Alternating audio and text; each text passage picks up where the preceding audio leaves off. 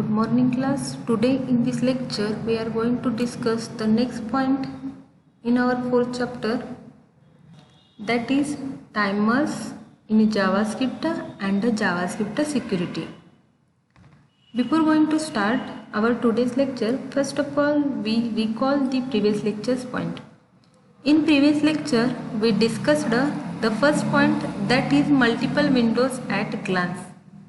Means it is possible to open multiple windows at a time, and it is a simple to open the multiple windows by using the window.open function or by using the for loop. Means by using a for loop we can open the multiple windows, and in that point the last opened window will get the focus by default. Next point we discussed in a previous lecture is creating a web page in a new window. We can create a web page in a new window with the help of write function of a window object. Means by using document.write function we can create a web page in new window, and for this purpose we can provide the content of the web page inside the write function. Means that inside the write function we have to write the content of a web page with the help of HTML elements such as head, body, title, header and so on. Next point we discussed in a previous lecture is that JavaScript in URLs. Means JavaScript code can be used with the URL by using the JavaScript pseudo protocol specifiers, and this protocol specifies that the body of the URL is an arbitrary JavaScript code. In today's lecture we discuss the next point, that is JavaScript security. First point is the JavaScript security. Explain JavaScript security issues and measures. This is the question related to that JavaScript security point, and the answer for this question is that there are several JavaScript security issues that need to be considered. Means JavaScript has several security issues that need widespread attention. One of the most common JavaScript security vulnerabilities is cross-site scripting, and next is a cross-site request forgery. Means CSRF is another common JavaScript security vulnerability. As a JavaScript used in a client side, a risk is there for end users.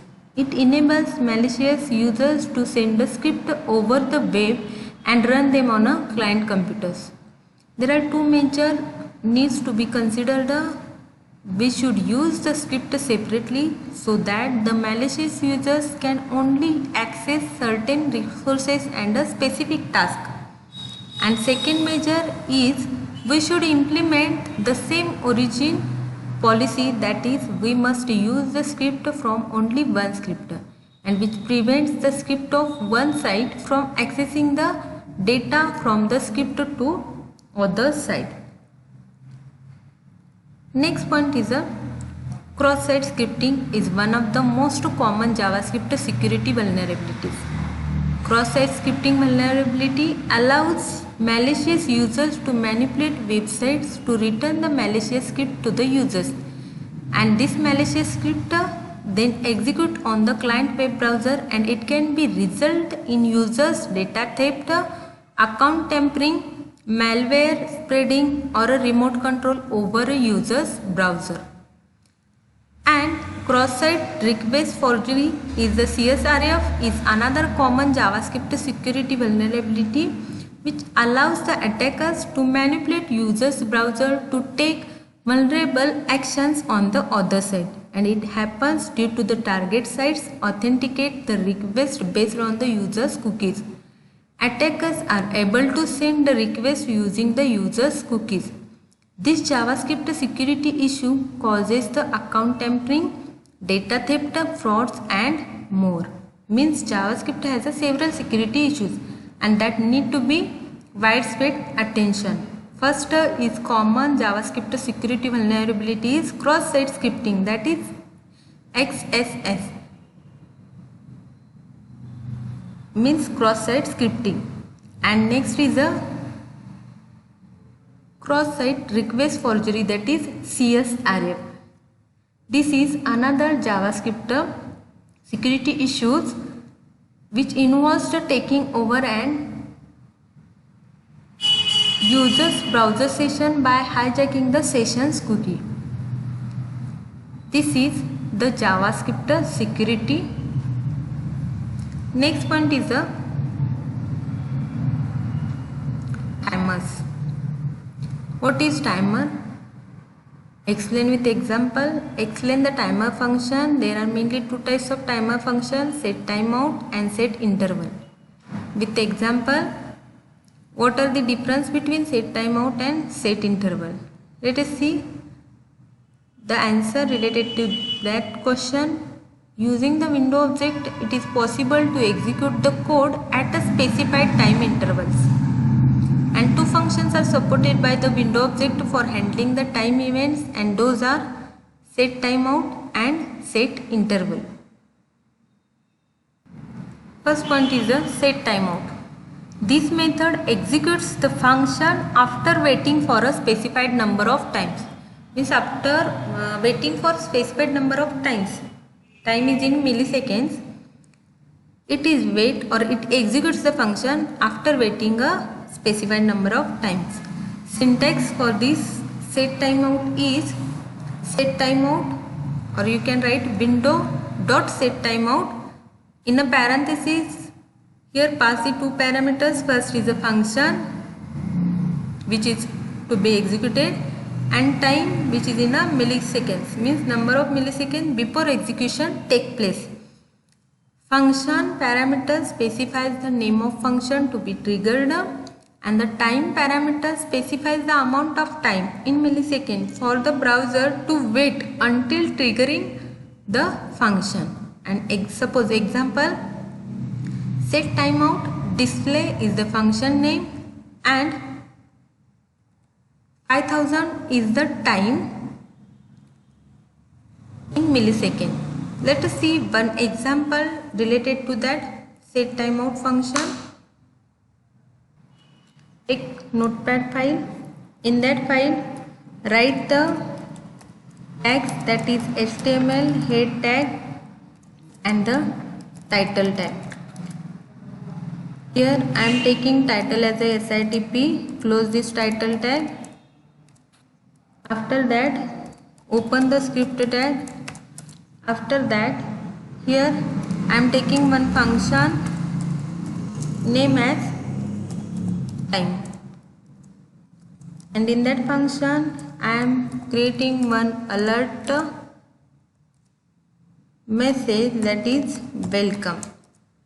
Here I am using the alert method. Close this function, close the script tag and close the head tag. After that, use the body tag, and in that body tag here I am taking one input type name as button. Value for this button is equal to open, and here for on click event I am passing the function name as a time. And here,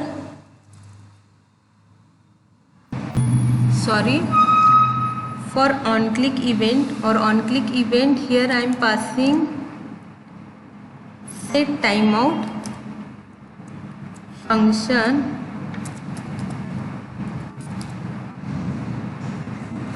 and in that function I am passing the first of all function name as a time, comma 4000 as a time in a millisecond. Close this input type, close the body tag and close the HTML tag. Here in this program I am creating one function named as a time. Here in that function I am creating one alert message, that is welcome. After that, for the input field button I am passing the value as a open, and for a on click event I am passing the set timeout function.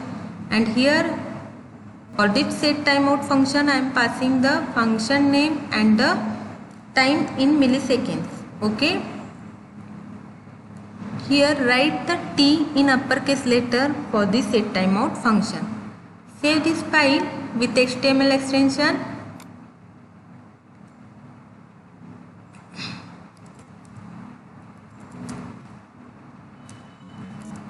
And see the output. This is the output of our program. Suppose I am clicking on the open button. After waiting for specified number of milliseconds, it displays the alert message, that is welcome. Means function name, here in the program I am using the function name time, and 4000 milliseconds I am passing the second parameter, which is number of milliseconds before executions take place. Here this is the output of our set timeout. Next point is the set interval. This method executes the specific function at every given time interval. Means that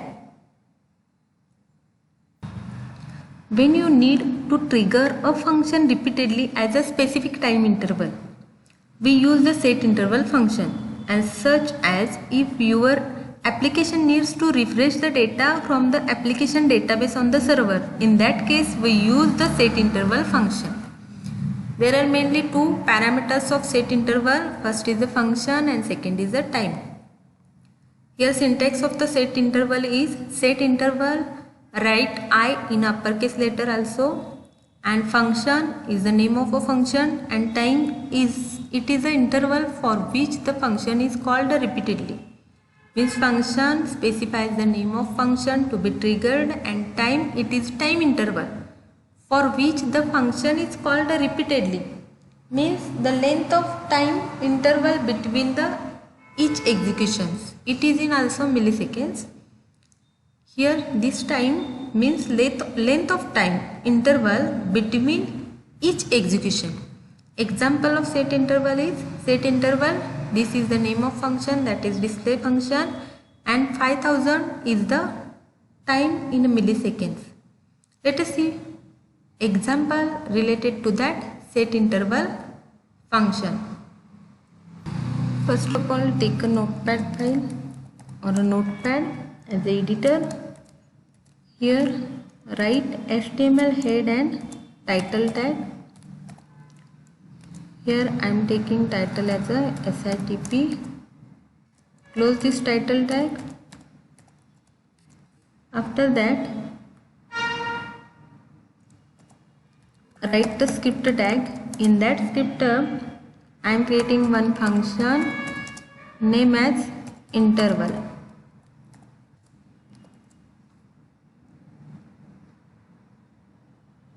And in that function I am taking one alert method or alert message, that is welcome user. After that, close this function, close the script tag and close the head tag. After that, open the body tag, and in that body tag I am writing a input field type as a button.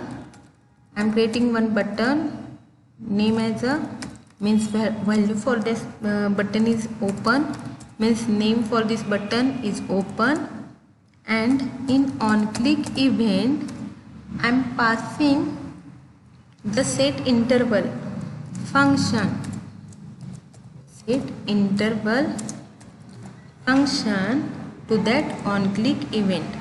Here name of function is interval, comma, here I am taking the 2000 time interval. Close this input type, close the body tag and close the HTML tag. Save this file with HTML extension